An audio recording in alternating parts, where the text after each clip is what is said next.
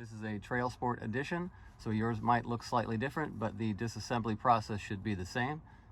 I'm going to go ahead and show you how to take this apart and get this module installed in your car so you can get your idle stop turned off. We're going to go ahead and remove this little strip of trim here. There's a clip here on this side and a clip here on this side, and it pops straight upwards. So you're going to need to take a towel and lay it down on the shifter panel and stick the screwdriver in through the access hole that's down in the middle. So the little detent I'm referring to is there is a little hole right here in the center, and you're going to use that access hole to, once you get your screwdriver in there, lift up or twist. You might have to use a bigger flathead. It'll give you more leverage when you twist it. But when you twist it, or if you lift up on it, it should pop up one side or the other. This one popped up on this side, so I'm going to go ahead and take my trim tool and pull it up the rest of the way. We're going to go ahead and set that to the side.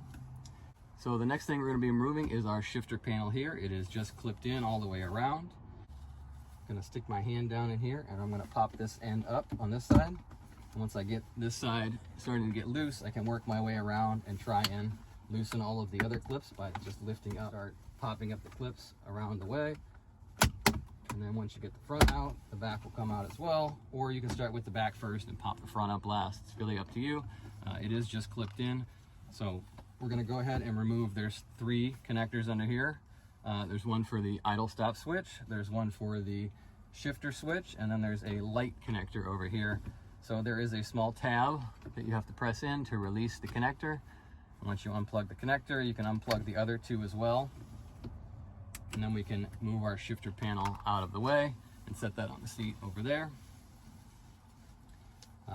After that, we can take our trim pry tool and remove this wireless charging pad panel. You can see the detent here and here where you need to start prying up with. And you can take your pry tool and pry up in those areas and work your way around.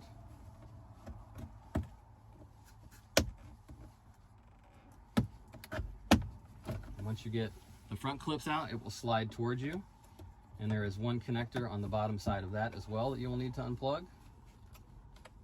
So now that we've got our wireless charging pad unplugged, we can take our idle stopper harness on the gray connectors and plug one into the wireless charging pad itself, and then we can take the wire that is from the wiring harness of the vehicle and plug that into the other side.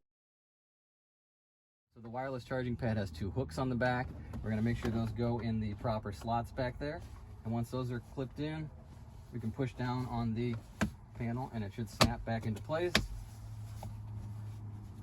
Make sure it's all snapped back in so we still have our idle stopper module hanging right here. Okay, so the next thing we're going to do is get our idle stopper module connected and our shifter panel installed again.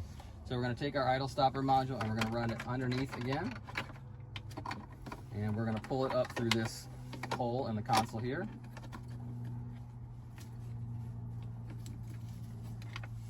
Once we get it up through this hole in the console, we can start plugging in our shifter panel. We're going to plug our idle stopper module into the idle stop off switch, and then we're going to plug the factory wire from the vehicle into the other side of the idle stopper white connector. We can plug our other 2 connections back in, the shifter and the cup holder light connector. Now you can take your idle stopper module and you can zip tie it to this harness that's right here next to it to keep it from moving around and keep it from rattling. We do also provide another foam square in case it needs to rest up against something. We're just going to make sure the idle stopper module and the connectors all go through this hole while we're putting our panel back in. And once we get our panel back down and everything run correctly, we can push our panel back into place. Just work your way around it, snap it back into place. And then we have the trim panel, the first trim panel we moved earlier. We can go ahead and put that back down into place here. All right, so now that we've got our idle stopper module in, we can go ahead and start the vehicle and test it. We'll go ahead and start the vehicle up here.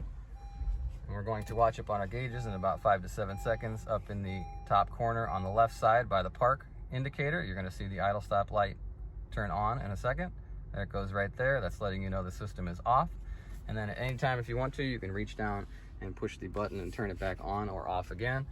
It doesn't affect the operation of the button. It only turns it off for you automatically as soon as you start the vehicle. So even if you have it on and active, when you shut the vehicle off and you restart the vehicle, it will automatically default it back to off for you, so you don't have to.